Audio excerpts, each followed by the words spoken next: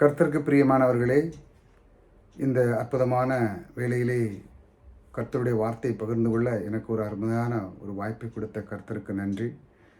இந்த வார்த்தையை பகிர்ந்து கொள்ள இந்த நேரத்தை கொடுத்த கர்த்தருக்கும் நன்றி.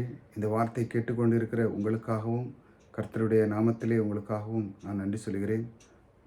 உங்களோடு இருக்கிற அந்த கர்த்தர் இந்த வார்த்தை மூலமாக இடைப்பட்டு உங்களையும் கர்த்தர் ஆசீர்வதிக்க வல்லவராக இருக்கிறார். இந்த வார்த்தையை தொடர்ந்து கேட்போம்.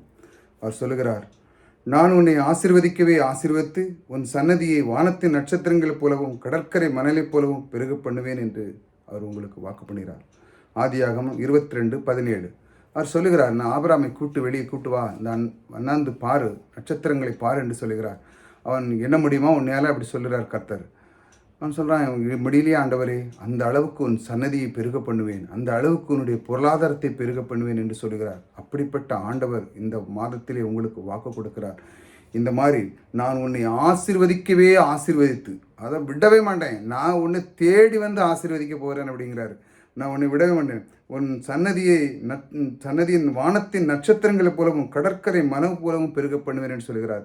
இது சன்னதி மட்டுமல்ல, உங்களுடைய வாழ்க்கையிலே பொருளாதாரத்தையும் அவர் எண்ண முடியாத அளவுக்கு இந்த மாதம் முதல் கொண்டு உங்களை வைக்கப் போகிறார். பொருளாதாரத்தில் குறை இருக்கிறதா, ஏதாட்டு காரியத்தில் உங்களுக்கு குறை இருக்கிறதா, அந்த காரியங்களை நிறைவேற்றி உங்களுக்கு அதை நீங்கள் பார்த்து வியக்க வண்ணமாக, ஐயோ ஆண்டவரே, என் கர்த்தர் என்னோடு கூட இருக்கிற இப்படிப்பட்ட காரியம் நான் முடியாது என்று நினைத்தேன், ஆனால் என் தேவன் அதோடு இடைப்பட்டு இந்த அற்புதமான ஒரு ஆசீர்வாதத்தை எனக்கு தந்தார் என்று நீங்கள் சொல்லுவீர்கள். இந்த மாதத்திலே அவர் நான் உன்னை ஆசீர்வதிக்கவே ஆசீர்வதிப்பேன் சொல்லுகிறார்.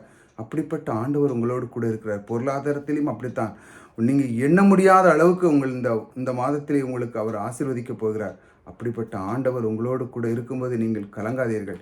இந்த மாதம் முதல் கொண்டு நீங்கள் செல்கிற பாதைகளில் நீங்கள் சொல்லிக்கொண்டு போக வேண்டும் அறிக்கை, என் கர்த்தர் என்னோடு கூட இருக்கிறார், என்னை ஆசீர்வதிக்கிற தேவன் என்னோடு கூட இருக்கிறார், அவர் என் சன்னதியும் கடற்கரை மணலை போல என்னை பெருக பண்ணுவார், என்னுடைய பொருளாதாரத்தை என்னை பெருக பண்ணுவார், கர்த்தர் என்னோடு கூட இருக்கிறார் என்று நீங்கள் மனதுக்குள்ளே நீங்கள் அதை நினைக்கும் பொழுது கர்த்தர் உங்களோடு இடைப்பட்டு இந்த மாதத்திலே அவர் உங்களை ஆசீர்வதிக்கவே ஆசீர்வதிக்க போகிறார்.